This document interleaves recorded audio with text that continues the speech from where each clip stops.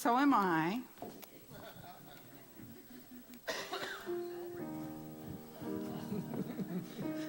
But I'm better now.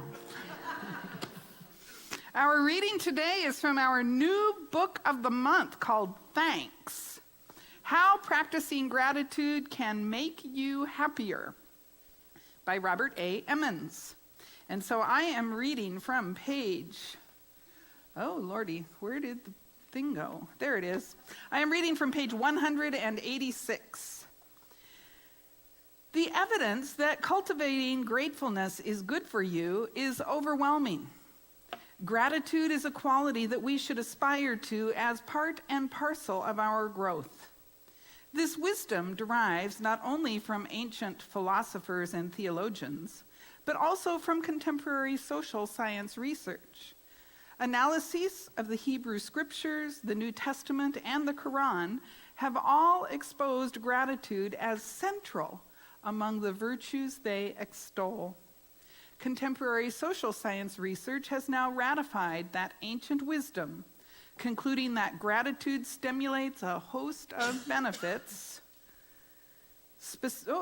I misread that. I'm going to start again that sentence. Contemporary social science research has now ratified this ancient wisdom, concluding that gratitude stimulates a host of benefits.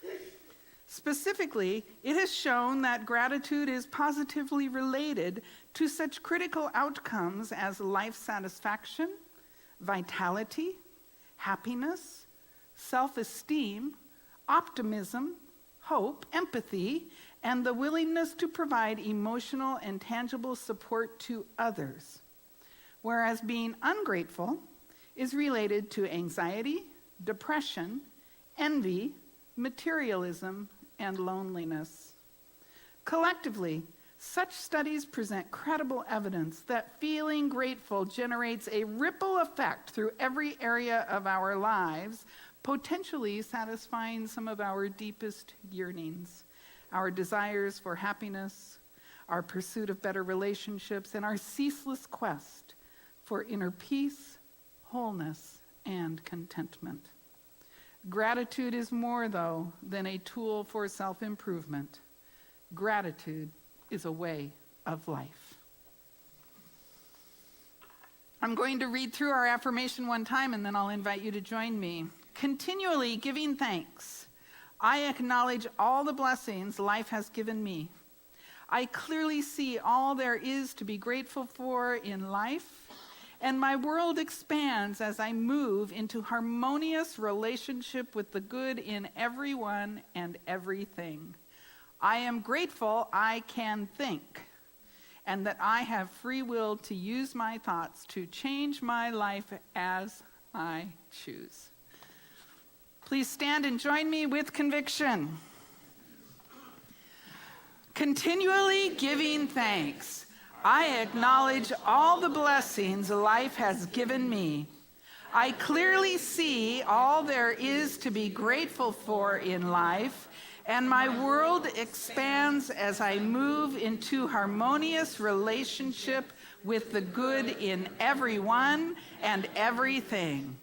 I am grateful that I can think, and that I have free will to use my thoughts to change my life as I choose, and so it is.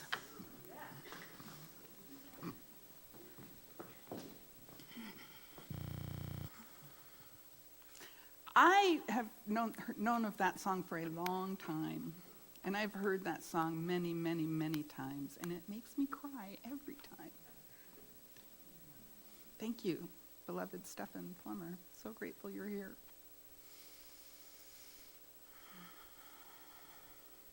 So I invite you to take a moment and to imagine that we live in a world in which there is no such thing as gratitude. Just think into that for a moment. No thank yous, no gratefulness, no tipping. There's no such thing as gratitude. What would that be like? Just think into that for a moment. If thank you was not in our vocabulary.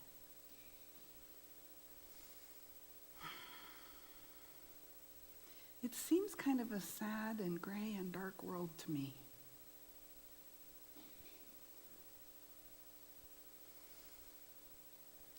And now just bring to mind something you're truly deeply grateful for. Someone, something.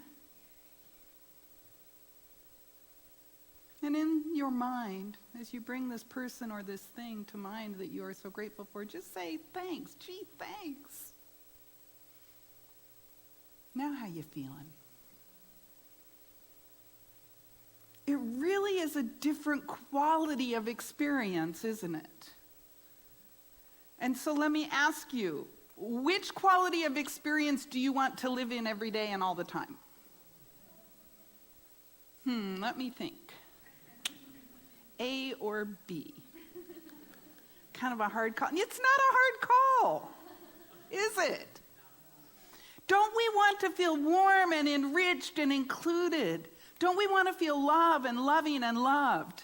Don't we want to feel as though there is a richness to our lives? And gratitude is such an easy tool to bring that to us. I forgot my glasses again.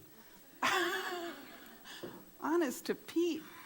Gratitude is an easy tool that enriches our lives in a beautiful way. So what does the word mean?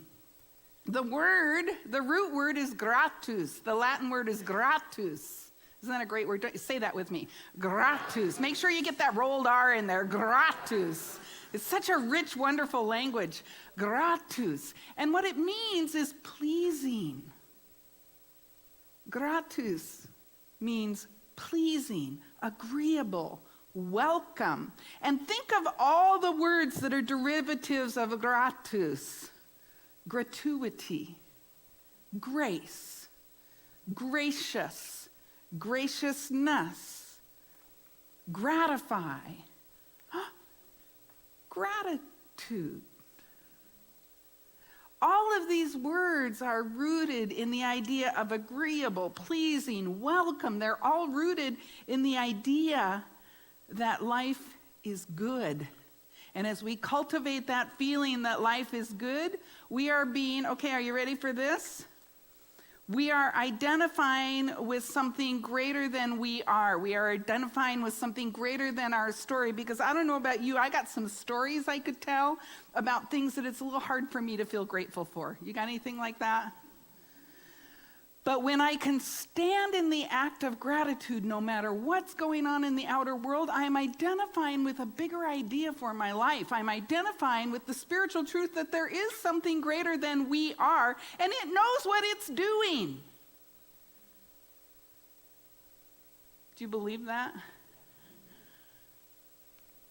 It really does know what it's doing. A person of gratitude moves in that state of grace. Life is agreeable. A person of gratitude moves in a way that they are simply aligning with the graciousness of life. They are pleased with the world. They are welcoming of life. Is that you?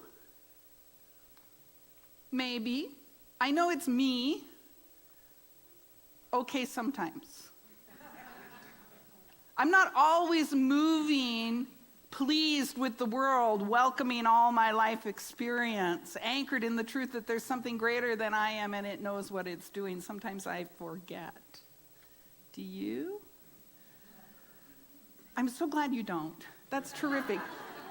I'm going to start using you guys as my role models then. That's perfect.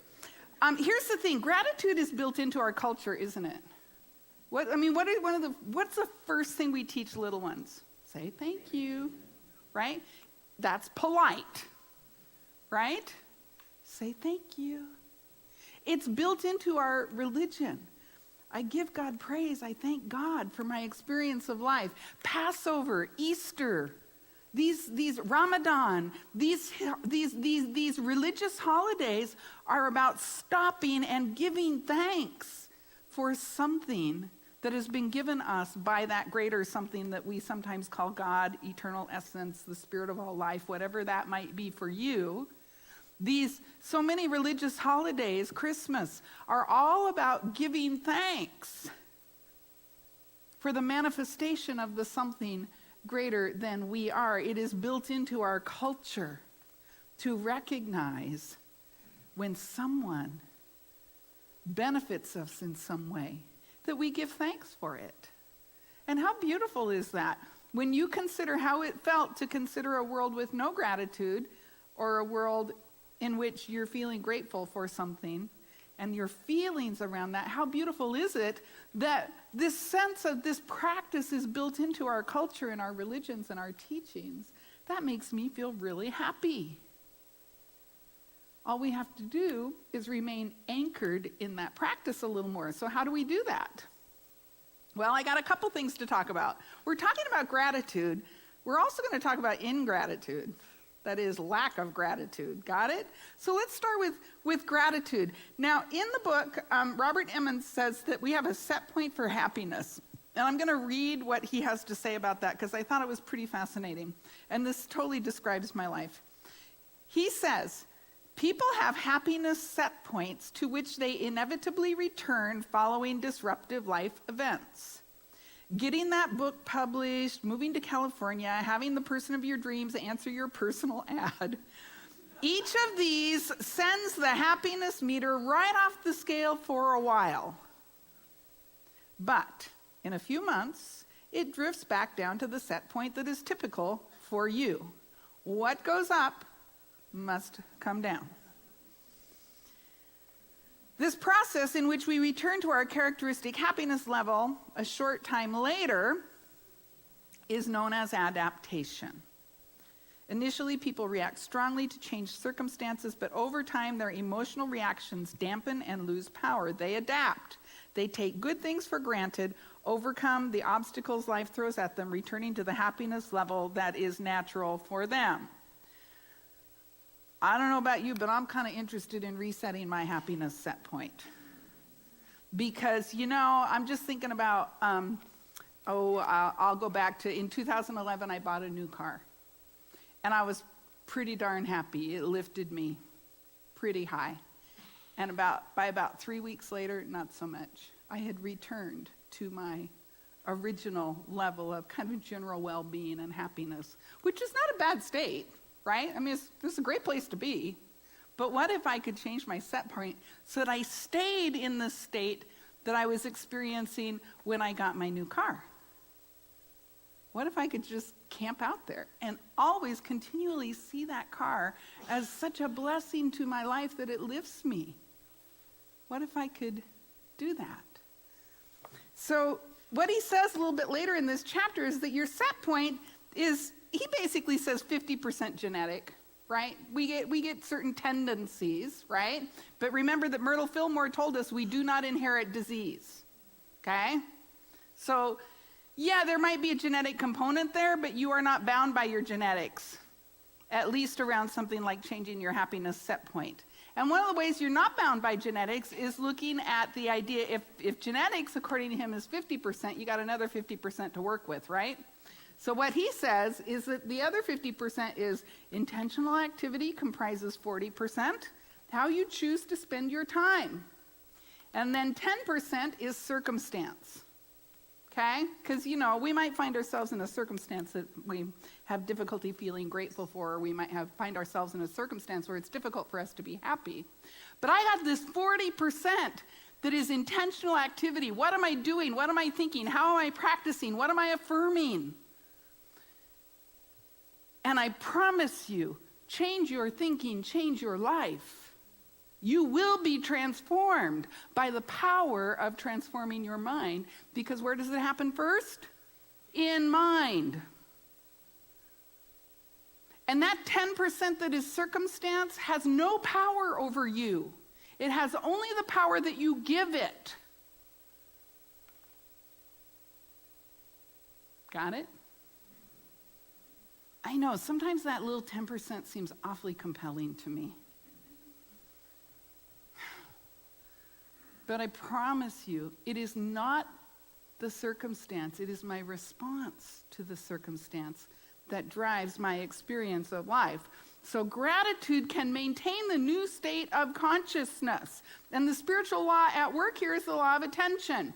What we put our attention on increases.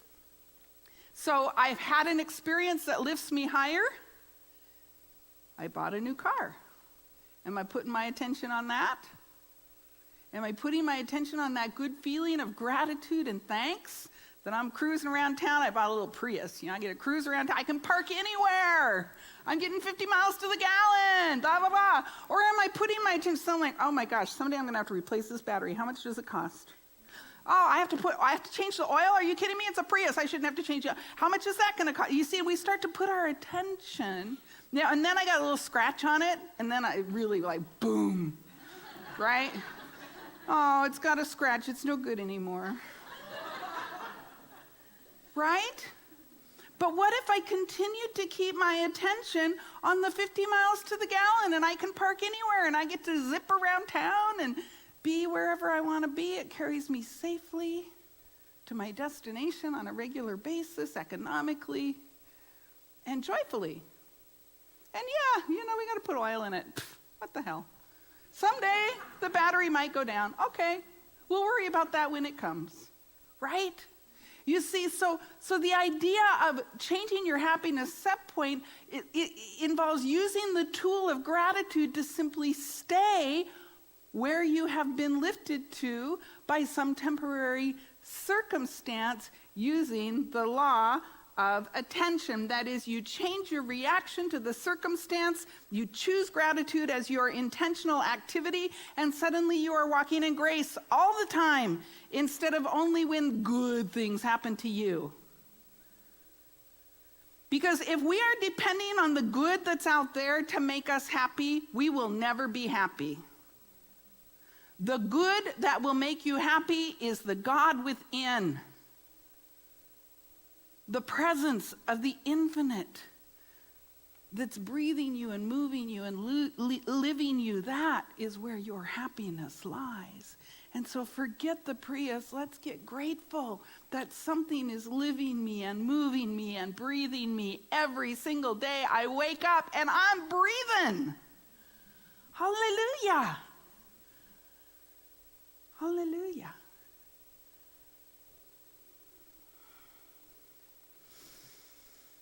So we practice gratitude. And I just want to tell you, in chapter 7, there are some pretty awesome gratitude practices, some of which I was familiar with, but some of which I was kind of new to me. So check out chapter 7, if you wish. Ways to stay grateful always. And we cultivate that feeling, that sensation that's elicited when we experience the giving nature of God by putting our attention right there. Take a breath with me and take a moment to feel grateful. Just feel grateful. And what do you notice about that state? There is no pain in gratitude. There is no anxiety in gratitude. There is no worry in gratitude. There is no depression in gratitude. By its very nature, it is a pleasing and pleased state.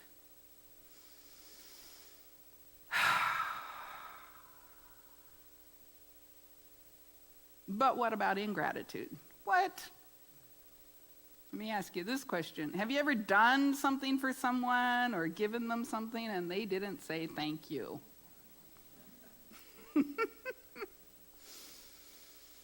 Does that make you feel cranky? They should have said thanks. They should have been grateful. I did that for them, or I gave them that. How come they didn't say thanks or send me a thank you note or do something nice for me in return? It's a good question. So there's kind of two ways to think about ingratitude or lack of gratitude. The first is that absence of gratitude. They just didn't say thanks. They didn't send a thank you note. They didn't acknowledge the gift. Now, there's a lot of reasons that somebody might do that. In fact, I invite you to consider whether you've ever been the one who didn't say thanks. And we do that for a few reasons. Sometimes people do something nice for us, or we're given something and we don't recognize the benefit, and it never occurs to us to say thank you. Sometimes we did recognize the benefit, but we were busy. And then we forgot. Anybody busy? Anybody ever forgotten something? Sometimes we're just inattentive to life, and we don't realize that perhaps there was something there for us to be grateful for. And if that's true for me, when I practiced a lack or an absence of gratitude, it's probably true for the person that you're mad at because they didn't say thanks. Maybe they're just busy. Maybe they didn't recognize the benefit. Maybe they're just inattentive to life. Maybe it doesn't mean anything about them or you that they didn't say thanks. And I know how we love to make every story about us. Do you do that? Everything is about, how people treat me. But the fact is, it's probably just about them. They didn't recognize. They're busy. They're inattentive. Whatever. They forgot that you gave them that, right? The other type of ingratitude has to do with the idea, sometimes people find fault with the benefit. They're just not grateful. Sometimes, and this might be you, sometimes you might do something for someone or give someone something, and you're very much like, well, why did they do that? See, they don't trust your motives necessarily, right? What is that about? What is this gonna cost me that you did something nice for me? So they're not gonna be grateful, right? You're not gonna feel grateful for that gift if you're so wound up in what's it gonna cost me. If you're so wound up in what are their motivations, you're not gonna have a sense of gratitude. Or the other thing that can happen there is some people just, they've been trained to return bad for good. That's just what they do. That's how they cope with life. And that happens sometimes. Yes? Have you ever done that? Have you ever questioned a giver's motives? Have you ever found fault with what they gave you? The thing about this is that this is just human stuff. And gratitude is a divine practice. Some of us kind of have this negativity bias, or we're unable to acknowledge dependency or indebtedness. Some of us can't feel our feelings, and some of us are always comparing, well, if I do this, is it better than what you do? Some of us we're just always doing that stuff. But you know what? If we stop and just get grateful, remember, in the attitude of gratitude, everything is pleasing. And we can release the false beliefs and the old ideas that somehow somebody wants something from me if they give me something. Somehow there's a downside to everything. If we simply use the law of attention to feel grateful, and suddenly our hearts begin to open in a new way, and we find ourselves fulfilled in a new way. So when other people are not grateful, what's our job? Accept it and bless it. That's all. Because it's about them, right? It's not about me. It's about them and their relationship with the infinite. It's about them and their understanding that life is good, and that the world is safe, and that the universe is for us, and that God is right where we are. It's about this. So we accept it and we bless it. And we recognize, I'm grateful I'm so amazing. If they're not, that's kind of not my problem. So when others are ungrateful, maybe we just be grateful for the infinite good in our knowing that we don't need to judge them. We don't need to be afraid. We can just be grateful for our ability to give without having to receive anything in return. Because isn't that how God gives? Let me think for a second. Has God ever asked for anything in return for my breath? No. Has God ever asked anything in return for the life that I have been given? No. Because God is a principle. It's a presence. It's an awareness. It's an energy. It's an intelligence. And it doesn't care if I say thank you or not. And yet I give God praise because I cultivate a life of gratitude. And God doesn't care if I give God praise. It really doesn't. It's an it, you guys. It's a presence. It's an energy. And this is actually, for some of us, one of the hardest parts of the teaching is that it's neutral. God simply gives us life and then gives us the free will to think and live our lives from that place. And hopefully we're being thoughtful and applying spiritual principle in our lives and cultivating gratitude. She just took that baby and left, and I'm really sad because I was enjoying a baby crying in the back of the sanctuary.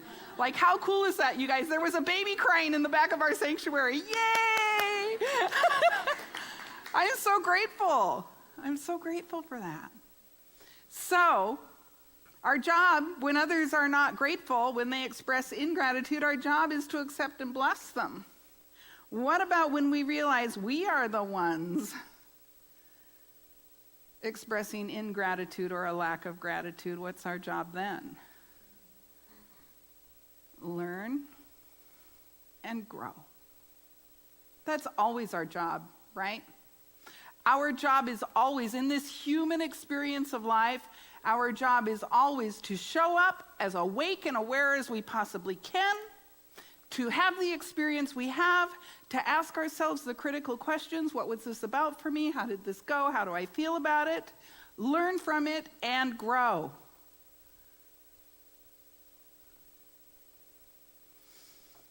Notice, learn, awaken myself to my spiritual nature. What? No, wait a minute. Is that familiar to anybody? That's what we're here for, right? That's what our spiritual center is about, is awakening ourselves to the spiritual truth that resides deep in our own hearts. I read something recently. Somebody said, religion is the safest place to hide from God. Isn't that interesting? And I think that's really true. I think, sometimes we use this journey as a way to hide from God, right? But I'm here to tell you, as we awaken to our spiritual nature, we are vulnerable and open and aligned with spiritual truth because we know that it is safe for us to go deeper in God than we ever have before. And that anything that doesn't feel safe is just my human story that I love to tell. My human story. Some part of me trying to keep me small. And so what I want to invite you to do is to walk in gratitude this week. And I don't mean say thanks to people. I mean, I do. That's like the physical manifestation, right? But what I really mean is to anchor yourself in the awareness that you are breathing and that something gave you breath. In fact, something is breathing you. Wow, my breath. I'm so grateful. Oh, another one. Oh my gosh, there was another breath. It just came all by itself. Hallelujah. Here comes another one. Here comes another one. Look, somebody else is breathing. Oh my God. The infinite spirit and life of all things is showing up right there. There it is. He's also breathing. I'm so grateful. Look out there. Sunlight, sunshine, trees, plants. I'm so grateful.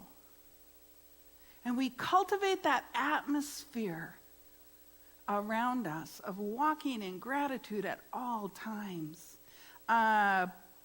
Plato, I forget who said it. One of the philosophers said, a grateful mind is a great mind that attracts to it great things. Let me say that again. A grateful mind is a great mind. Be great-minded. A grateful mind is a great mind that attracts to it great things. God is great.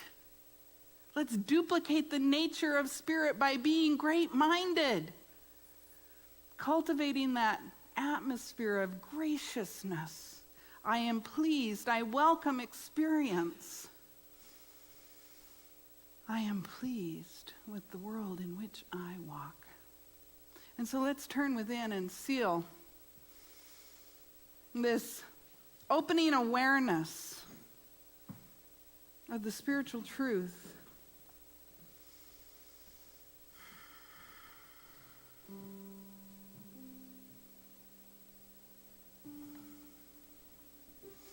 So bringing your attention to your breath. Simply feel your breath. It moves in and out of your body. And with every breath, you become more and more aware of the indwelling presence of the living one, the breathing one,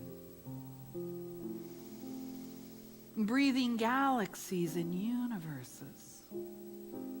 Is the mind, the heart, the body of God. And we live and move and breathe and have our being in that mind and in that body. We are created of its essence. And we walk in deep appreciation for this truth. We recognize and we know that life itself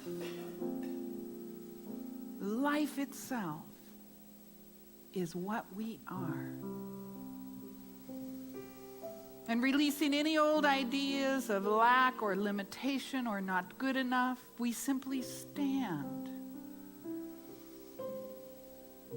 before the God of our own being and lean into a sense of gratitude for life. And breathing with me again now. Be grateful for this breath. And you feel the oxygen fill your lungs. And you realize nourishing the blood of your veins and arteries, simply flowing to every corner of your body, carrying this essence of life to you and through you. The power and the presence and the love of God, exactly what you are right here and right now. You are alive with the awareness of spirit as you. And in this awareness, you simply allow yourself to feel grateful. To feel grateful for every life experience. To feel grateful for life itself.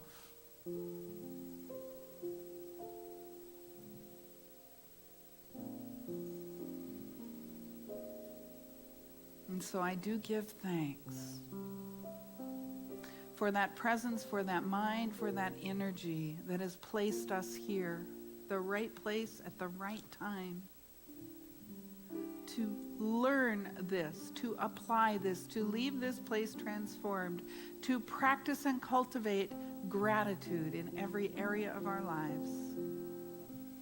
And so I close this message